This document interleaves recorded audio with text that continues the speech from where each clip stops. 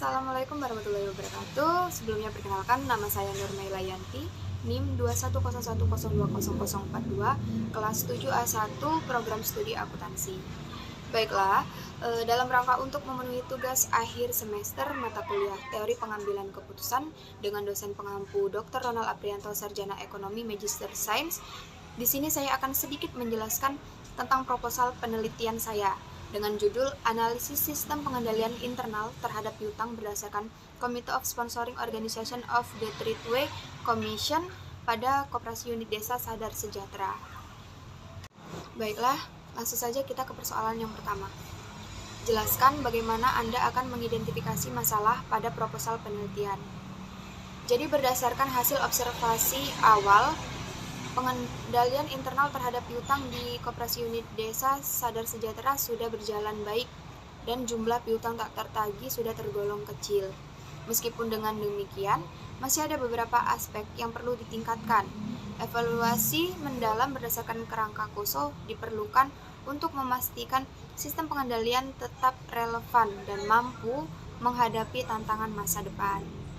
Jadi, hal yang pertama harus dilakukan untuk mengidentifikasi masalah adalah mengevaluasi secara mendalam prinsip-prinsip KOSO tersebut yang terdiri dari lingkungan pengendalian, penilaian resiko, aktivitas pengendalian, informasi dan komunikasi, serta pemantauan. Selanjutnya, untuk soal yang kedua, sebutkan dan jelaskan 3 kriteria keputusan yang akan Anda gunakan untuk menentukan solusi terbaik. 3 kriteria keputusan yang mungkin akan digunakan yaitu yang pertama ada relevansi dengan tujuan penelitian. Solusi yang dipilih harus relevan dan langsung berkontribusi terhadap pencapaian tujuan penelitian, yaitu mengevaluasi dan menganalisis sistem pengendalian internal berdasarkan kerangka KOSO. Solusi harus memberikan informasi atau hasil yang dapat digunakan untuk menilai efektivitas sistem pengendalian internal. Yang kedua ada efektivitas dalam mengatasi masalah. Efektivitas diukur berdasarkan kemampuan solusi dan memperbaiki atau memperkuat sistem pengendalian internal, mengimplementasikan prosedur standar yang lebih terstruktur untuk aktivitas pengendalian, seperti pemberian persetujuan kredit atau pemantauan piutang secara berkala. Yang ketiga ada kepraktisan dan kelayakan. Kepraktisan mencakup kesesuaian solusi dan dengan kapasitas organisasi, budaya kerja, dan kompetensi sumber daya manusia di koperasi unit desa tersebut.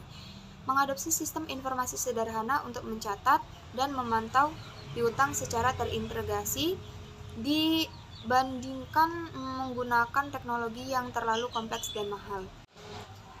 Untuk soal yang ketiga, bagaimana Anda mengalokasikan bobot pada kriteria yang telah Anda tentukan? Untuk kriteria yang pertama yaitu relevansi dengan tujuan penelitian berbobot 42%.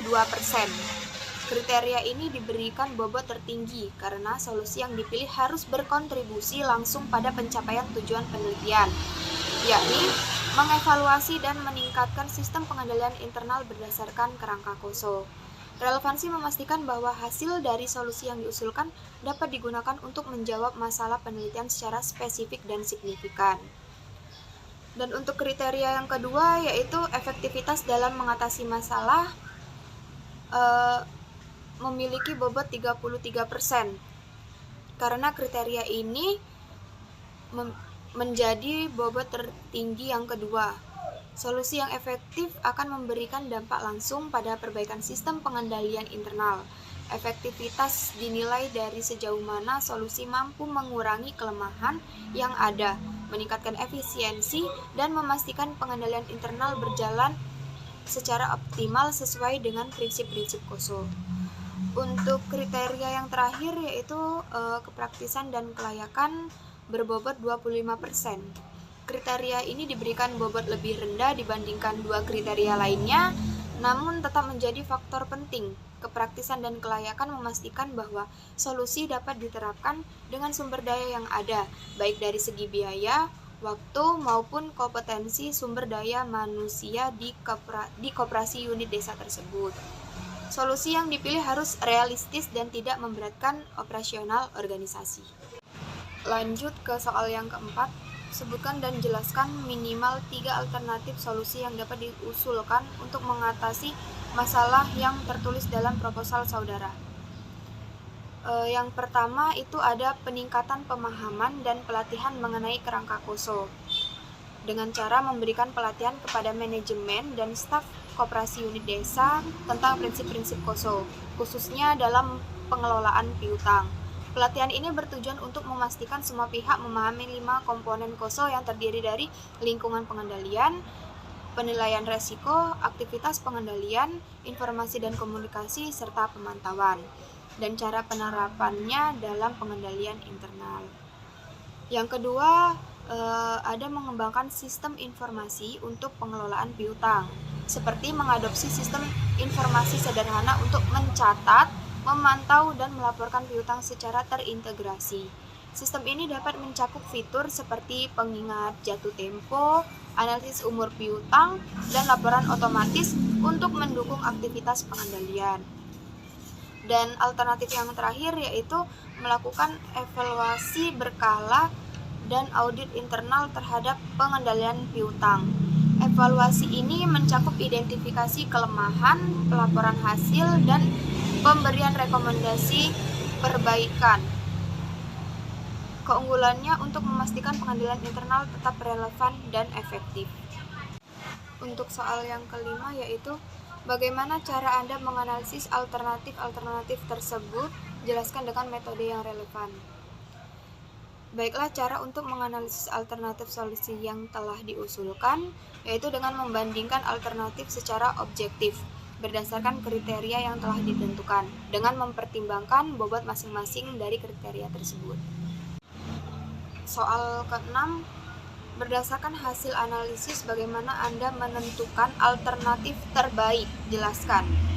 Baiklah, di sini alternatif dengan skor tertinggi merupakan solusi terbaik yang memenuhi kriteria secara keseluruhan, yaitu relevansi dengan tujuan penelitian dengan bobot 42%, karena solusi yang dipilih harus berkontribusi langsung pada pencapaian tujuan penelitian, yakni mengevaluasi dan meningkatkan sistem pengendalian internal berdasarkan kerangka KOSO. Relevansi memastikan bahwa hasil dari solusi yang diusulkan dapat digunakan untuk menjawab masalah penelitian secara spesifik dan signifikan. Selanjutnya, soal ke-7, jelaskan rencana penerapan alternatif yang telah dipilih. Yang pertama, dalam peningkatan pemahaman dan pelatihan mengenai kerangka KOSO dapat diterapkan dengan cara mengadakan sesi pelatihan baik dalam bentuk workshop, seminar, atau diskusi kelompok.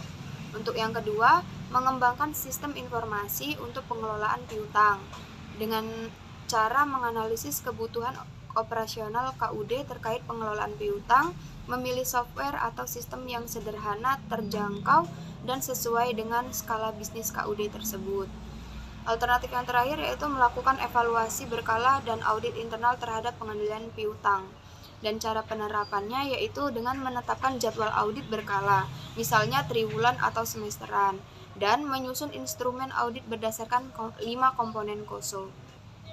Baiklah, untuk soal yang terakhir, soal nomor 8, sebutkan langkah-langkah yang akan Anda ambil untuk mengevaluasi efektivitas keputusan yang telah diambil. Jadi langkah-langkah yang akan diambil yaitu yang pertama menentukan indikator kinerja utama. Yang kedua, membandingkan hasil dengan target yang telah ditetapkan. Yang ketiga, mengidentifikasi hambatan atau masalah yang muncul. Kelima, melakukan audit internal dan umpan balik. 6. Menyusun laporan evaluasi. Dan yang terakhir, menyesuaikan dan mengembangkan keputusan.